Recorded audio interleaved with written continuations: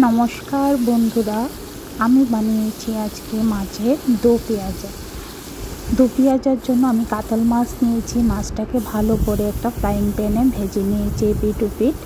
তারপর ওই ভাজা তেলের মধ্যে আমি দিয়েছি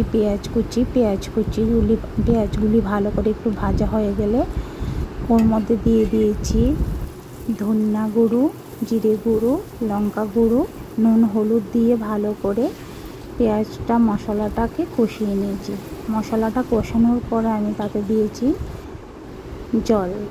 সেদ্ধ জল দেওয়ার পরে জলটাকে ভালো করে একটু সেদ্ধ হতে দিয়েছি। সেদ্ধ করার পরে আমি ভাজা মাছগুলো ওর উপর দিয়ে দিয়েছি। তারপর কিছুক্ষণ সময় আমি ভাজা মাছটা ঝুলের মধ্যে রেখে দিয়েছি। তারপর ধনিয়া পাতা কুচি করে ওর মধ্যে ছড়িয়ে দিয়েছি। এভাবে আপনারাও দো পেঁয়াজা মাছের বানিয়ে খাবেন। অবশ্যই ভিডিওটাকে লাইক, শেয়ার ও সাবস্ক্রাইব করতে ভুলবেন না।